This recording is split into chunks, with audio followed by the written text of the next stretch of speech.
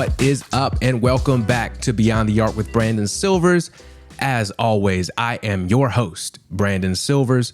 Hope all of you enjoy your extra hour of sleep and are less annoyed than I am about it getting dark earlier. So many sports stories to choose from, but there's one that sticks out, so let's get into it. Okay, so if you watch my NBA season preview, you know that I mentioned the Brooklyn Nets had enough talent to win the NBA championship this year, but also had enough ridiculous personalities to completely implode. Well, I know we're only a couple weeks into the season, but if this ain't imploding, then I don't know what is. So let's start on the court. KD and Kyrie are both near the top of the league in scoring. Congratulations. Everything else has been terrible. Ben Simmons looks very much like a guy who hasn't played in a year, has a bad back, and is afraid to shoot the ball. He's completely passive on offense, and that's made him relatively useless on that end of the court.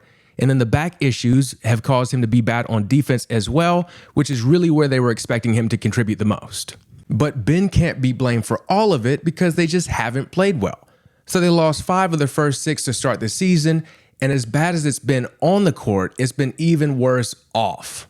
Surprise, surprise, the big problem has been Kyrie Irving. I've talked about Kyrie a couple times before because he's ridiculous. I'm not even sure how we really got here with him. This was a guy who seemed destined not just for basketball stardom, but mainstream stardom as well. I mean, this was a guy that was Rookie of the Year. He hit the shot that every kid dreams of, a game winner in Game 7 of the NBA Finals to win the championship. And he even starred in a movie, Uncle Drew, based on his character from his Nike commercials. But then things started going sideways when in 2017, he stated that he believed that the earth was flat. Now, I'm going to be honest, I don't know who would benefit from convincing us that the earth is round. I can't recall any flat earther explaining that part of the theory. But anyways, Kyrie said this, and there was this outrage because he's got fans who are kids, and they believe what he has to say, and this obviously causes some issues in school when your teacher's out here trying to explain how Christopher Columbus came over here to discover land that people were already living on and stole it. So Kyrie eventually apologized for that, but he's also stated that he doesn't know if the earth is round or not, and he believes in other conspiracy theories as well. Now, in my experience, people believe in conspiracy theories because they want to feel like they're smarter than everyone else. Like they know something that us sheep don't know. They're free thinkers despite parroting what they hear from other conspiracy theorists, and the rest of us are just out here being told what to do and think and feel. So while Kyrie is out here searching for the truth off the court, he's also able to find the time to blow up good teams. He forces his way off that championship Cavs team to the Celtics, and this isn't unusual in the NBA as plenty of guys have wanted to go somewhere and prove they could be the man and lead a team to the championship. But he was never healthy enough to prove that in Boston, which isn't his fault. But he also seemed to be a problem in the locker room as well, and the Celtics let him leave after 2 seasons when he became a free agent. Enter Kevin Durant. Kevin Durant wanted to play with Kyrie. The Brooklyn Nets wanted Kevin Durant. So the Brooklyn Nets signed Kyrie Irving. This is where the off-the-court issues really jumped the shark. Now, his first game with Brooklyn, he scored 50 points, the first player in NBA history to do that in his debut with a team, but it's been all downhill from there. So again, that season he got injured, and that was the COVID year that finished in the bubble. The next year, he played well coming back from that injury, but he started making some noise about the vaccine that had you thinking, all right, we might be in for a wild ride here. Then all that came to a head last season when he refused to get vaccinated for COVID, so he couldn't play in home games due to a rule that New York City had. The Nets organization was like, go ahead and stay away from the away games as well, until KD was basically like, look, I need some help. So they brought him back. Now, as to why he wouldn't get vaccinated, I'm still not entirely clear on that. He's mentioned wanting to be a voice for the voiceless and that people shouldn't be forced to get vaccinated in order to do things. But I mean, that's life. We've been getting vaccines for everything since I don't even know how long, certainly my whole life and his as well. And to me, that's the biggest hole in the anti-COVID vax conspiracy theory logic. Why would governments across the world work together to engineer a fake virus in order to put out a fake vaccine in a scheme to connect black people to a master computer for a plan of Satan's? This is a real theory shared by conspiracy theorists whose social media posts Kyrie has shared and interacted with, by the way. But why do all that when they could just sneak something into the vaccines we already have to take? It makes no sense. So Kyrie doesn't get vaccinated. He has to sit out until the Nets become desperate because KD is running the show over there and they want to keep him happy. Kyrie comes back. The Nets flame out in the first round of the playoffs, getting swept by the Celtics. All this time, Mr. Voice of the Voiceless is refusing to really elaborate on his reasoning behind not getting vaxxed, but okay, whatever. And this is a theme for him, by the way. He has a contentious relationship with the media because he doesn't like being questioned on his goofy beliefs. So to show the media that he's the true puppeteer, he leaked a rumor that he would opt out of the last year of his contract and seek a sign and trade to a new team. So this didn't really prove anything because it turned out nobody wanted an injury-prone conspiracy theorist on their team. So he opted into the final year of his deal and he stayed with the Nets. So Kyrie's conspiracy theories have certainly been damaging society up to this point, but he's decided to take it up several notches this season. First, he posted a video of Alex Jones, a certified whack job who has made a career out of basically claiming everything is a conspiracy by the US government to the point that he and his followers were harassing parents of the Sandy Hook massacre and shit like that, to the point where Jones has been sued as much as anyone in the history of the world, and I believe he owes like $1 billion in judgments against him. So Kyrie shared a video of his from the 90s where he's talking about some secret New World Order bullshit that says the government is working to enslave the human population through the release of viruses, among several other methods. So last Saturday, he was asked about this by ESPN's Nick Friedel and started off by distancing himself from Alex Jones and the Sandy Hook stuff. If he had apologized and stopped there, he might have been okay, but he wouldn't have been Kyrie. So he went on to explain what the post was about and claimed that it was true. First of all, if it is true, then why don't you, Kyrie Irving, post some firsthand proof of your own? Surely you have the resources available to you, and you're so smart that you could figure out how to crack the case and enlighten all of us sheep and open our third eyes without having to rely on someone else's words, right? Secondly, if you're too busy being the voice for the voiceless to find firsthand proof, then maybe pick a better source than Alex Jones. Are there no other conspiracy theorists who are just a tad less gross?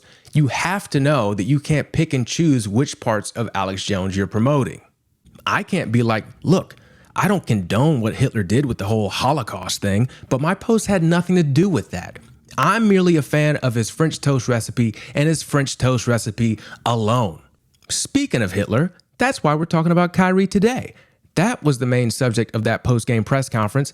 Kyrie saw all the shit that rained down upon Kanye for his anti-Semitism and thought to himself, wow, what a great idea. And he posted a movie and book on social media that allegedly features a lot of anti-Semitic tropes. I only say allegedly because I haven't watched it myself, but I believe that it certainly does. This movie is so anti-Semitic that it apparently features quotes from Hitler that he didn't even say. Do you know how anti-Semitic you have to be to look at all the heinous shit Hitler said and be like, you know what? None of this really captures how badly I feel about the Jewish people. And what's funny about one of the fake quotes from the movie is that it's basically Hitler praising black people. Now, I don't know a ton about whether or not he could make good French toast, but I'm fairly confident that we weren't super high on his list of people to praise.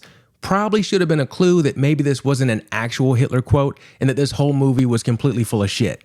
And again, if you truly believe the idea behind what fake Hitler said, is there maybe a better source you could have used? One who didn't commit mass genocide? If not, then perhaps there isn't a ton of validity to whatever you might be thinking. So Friedel asked Kyrie about that. Kyrie got all defensive and claimed that he wasn't promoting anything. He was merely posting on social media, which isn't exactly how that works. And it's always neat to watch Kyrie jump through these illogical hoops. One minute he's the voice for the voiceless, the next he doesn't want to speak. One minute he's got an army behind him. The next he doesn't understand why we claim that he has influence over anybody. The mental gymnastics are next level. The league finally suspended him Thursday night for at least 5 games without pay, but the NBA and the Nets messed up by not finding and suspending him immediately. He basically forced the league to punish him by continuing to double down on his own stupidity. Apparently, the Nets and the league had been working to make him understand how this video was anti-Semitic and the harm that he was causing by promoting it. And I don't know if they thought they got through or what, but he was talking to the media after practice on Thursday being defiant as ever, and the league finally had enough.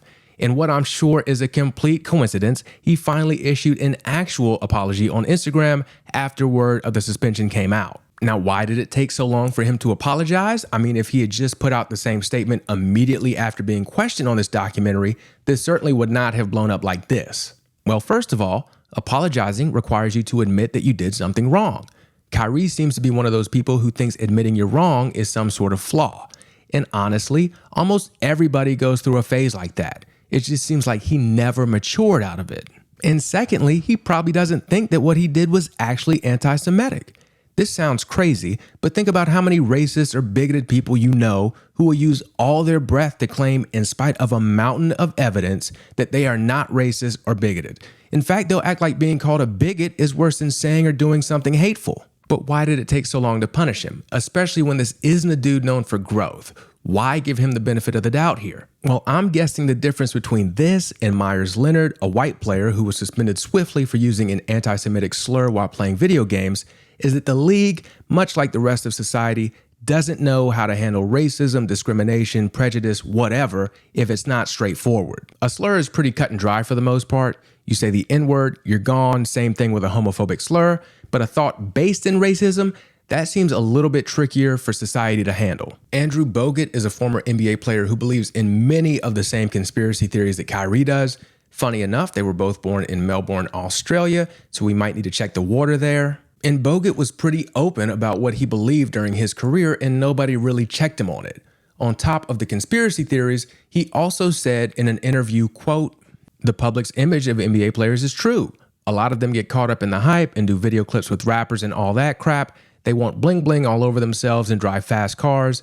There are guys who drop $100,000 for a chain. The public's got it right. A lot of NBA stars are arrogant and like to spend lots of money and have lots of girlfriends and all that." He continued, "About 80% of them go broke by the time they retire or come close to it." Now, obviously, these are racist stereotypes, and nothing was ever done to him. It was a different time when he first said them in 2007, but it's not like he ever backed down or retracted his comments. And he played in the NBA until 2019.